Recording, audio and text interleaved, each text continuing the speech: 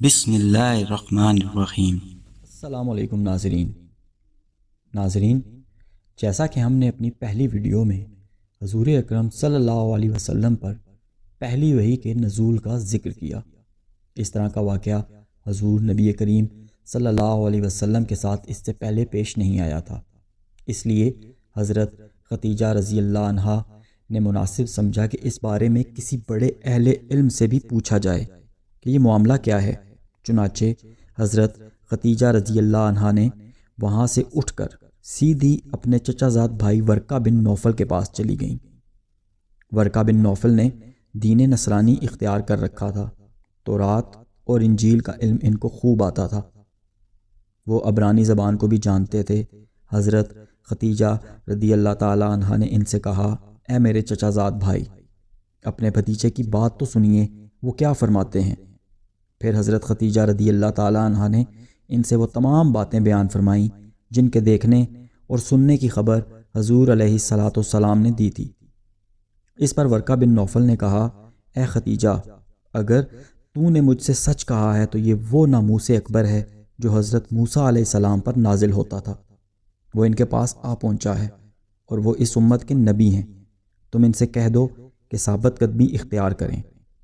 کچھ مدت کے بعد حضور اکرم صلی اللہ علیہ وسلم خانہ کعبہ کا طواف کر رہے تھے کہ اسی دوران ورقہ بن نوفل آپ سے ملے اور کہنے لگے، اے میرے بھائی کے بیٹے، جو کچھ تم نے دیکھا اور سنا وہ مجھ سے تو بیان کرو۔ حضور علیہ الصلاۃ والسلام نے تمام حال ان سے بیان فرمایا۔ اس پر ورقہ بن نوفل نے کہا، قسم ہے اس ذات پاک کی جس کے قبضہ قدرت میں میری جان ہے، آپ اس امت کے نبی ہیں، بے شک آپ کے پاس وہ ناموس اکبر آ گیا جو حضرت موسیٰ علیہ السلام کے پاس آیا تھا۔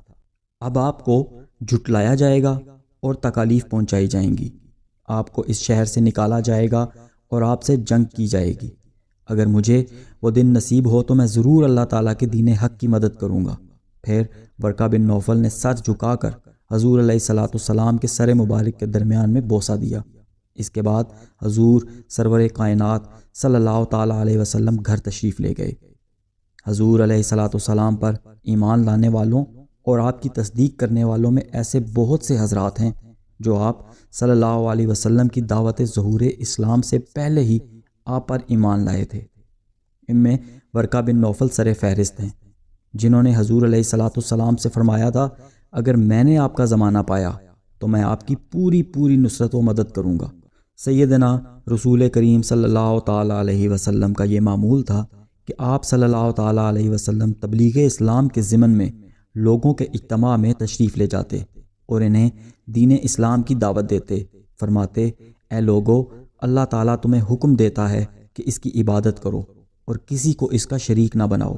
آپ صلی اللہ تعالیٰ علیہ وسلم کی مخالفت میں جہاں دیگر کفار تھے، وہاں پر آپ کے چچا ابو لہب کا کردار خاص طور پر قابل ذکر ہے۔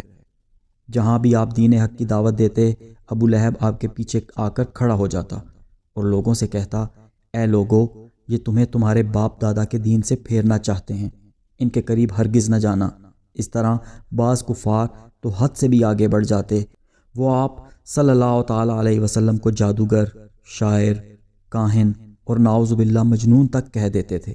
ایک مرتبہ کا ذکر ہے کہ قریش نے آپس میں متفق ہو کر یہ فیصلہ کیا کہ چونکہ حج کے دنوں میں عرب کے کونے کونے سے لوگ آئیں گے، جب وہ محمد صلی اللہ تعالیٰ علیہ وسلم کے بارے میں یہ باتیں سنیں گے تو وہ یقیناً آپ کے پاس جائیں گے، اور ہو سکتا ہے کہ وہ لوگ آپ کی باتیں سن کر دین حق قبول کر لیں۔ اس لیے متفقہ طور پر کوئی ایسا طریقہ اختیار کرنا چاہیے جس سے لوگوں کے دلوں کو حضور صلی اللہ تعالیٰ علیہ وسلم سے پھیر دیا جائے اور وہ ان کی طرف رغبت نہ کریں۔ کفار نے یہ فیصلہ کیا کہ ہم ان کو کاہن کہیں گے۔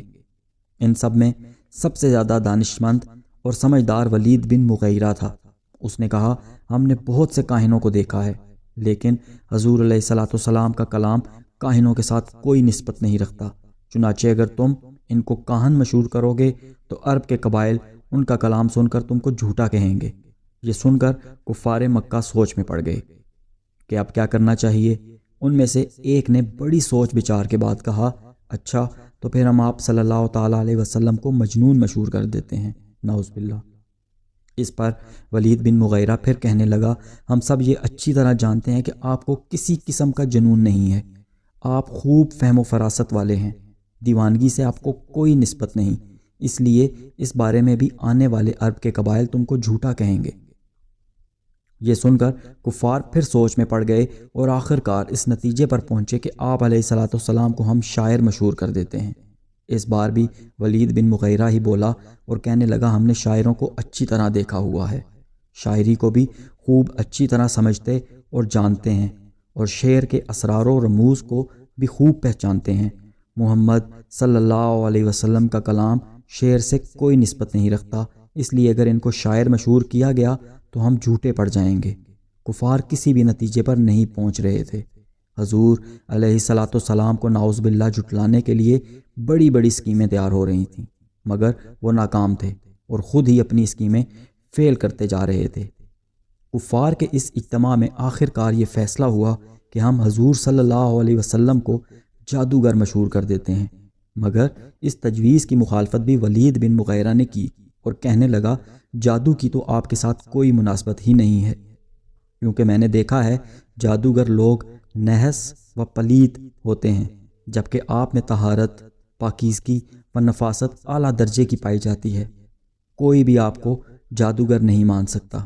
اور پھر ایک بات اور ہے کہ وہ کلام جو آپ صلی اللہ تعالیٰ علیہ وسلم لے کر آئے ہیں، اس میں ایسی حلاوت و لذت ہے جو کسی اور کلام میں ہے ہی نہیں، اور پھر حد تو یہ ہے کہ ان کا کلام دل و دماغ پر اس طرح اثر کرتا ہے کہ باپ بیٹے، بھائی بہن، شوہر اور بیوی کے مابین جدائی ڈال دیتا ہے۔ اس لیے ایسے کلام کی مناسبت سے کہہ سکتے ہیں کہ یہ کسی قدر سحر سے مشابہت رکھتا ہے، اس لیے چاہیں تو یہ کہہ دیں، مگر پھر بھی مجھے نظر آ رہا ہے کہ ایسا کہنے سے کوئی فائدہ نہیں ہوگا۔ کفار کی یہ مجلس اپنا وقت ضائع کرنے کے سوا کوئی مقصد حاصل نہ کر سکی اور برخواست ہو گئی۔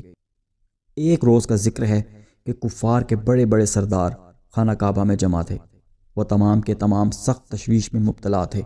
وہ یہ سوچ سوچ کر ہلکان ہوئے جا رہے تھے کہ دن بدن اسلام کی دعوت قبول کرنے والوں کی تعداد میں اضافہ ہوتا جا رہا ہے، حضور علیہ الصلوۃ والسلام کے ساتھیوں کی تعداد میں اضافہ ہوتا جا رہا ہے۔ کفار کے اس اجتماع سے پرے کچھ فاصلے پر نبی کریم صلی اللہ تعالیٰ علیہ وسلم تشریف فرما تھے۔ کفار کے اجتماع میں ایک سردار عتبہ بن ربیع بھی بیٹھا ہوا تھا۔ اس نے حضور علیہ الصلوۃ والسلام کی طرف دیکھ کر کفار سے کہا، اے گروہ قریش، میرا دل چاہ رہا ہے کہ میں محمد صلی اللہ تعالیٰ علیہ وسلم سے اس معاملے میں کوئی فیصلہ کن بات کروں، کسی نہ کسی طرح راضی کر لوں۔ ہو سکتا ہے کہ وہ کسی اچھی پیشکش کو قبول کر لیں اور اسلام کی تبلیغ سے باز آ جائیں۔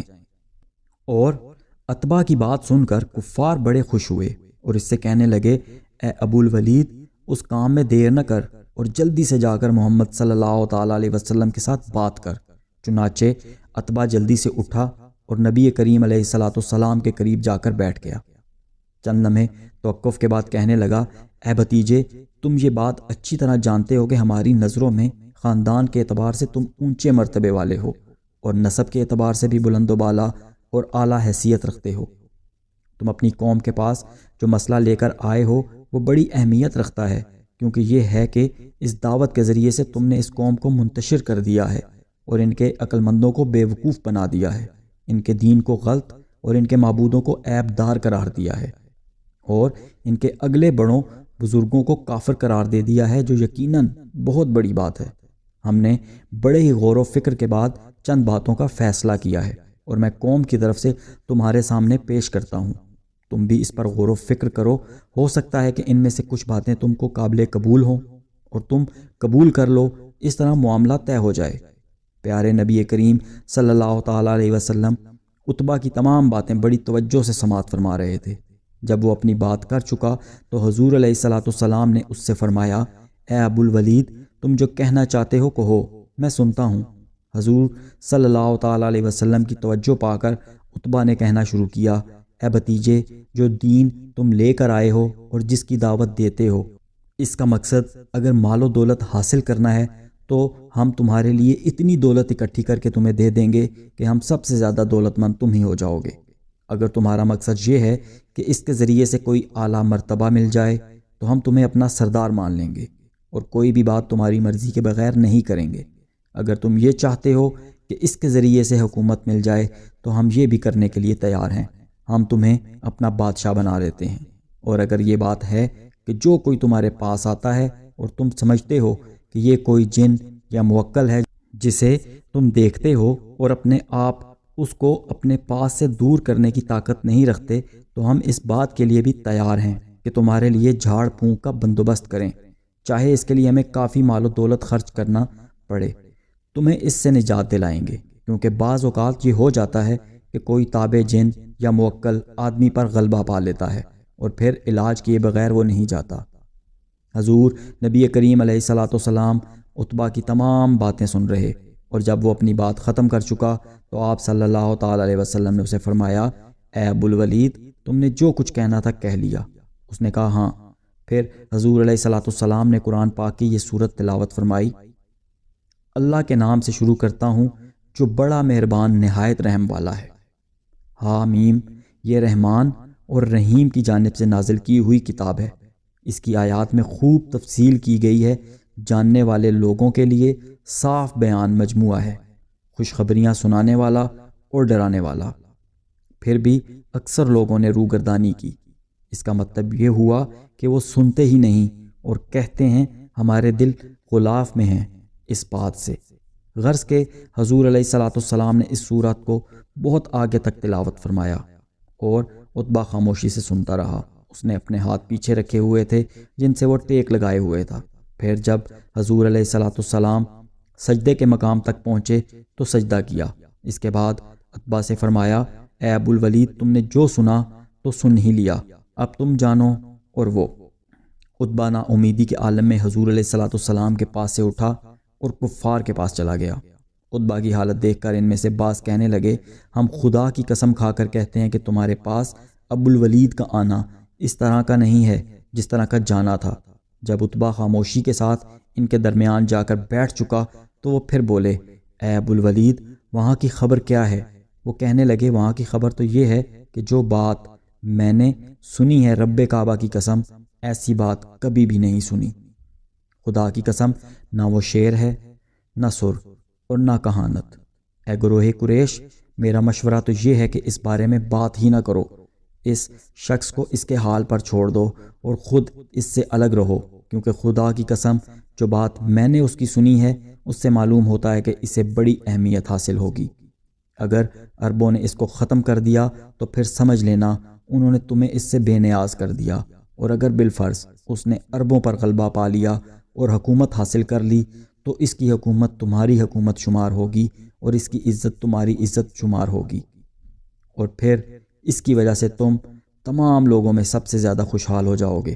قریش نے عتبہ کی یہ باتیں سنی تو کہنے لگے، اے ابو الولید، ہم قسم کھا کر کہتے ہیں کہ اس نے تجھ پر اپنی زبان کا جادو کر دیا ہے، اس لیے تمہاری یہ حالت ہے۔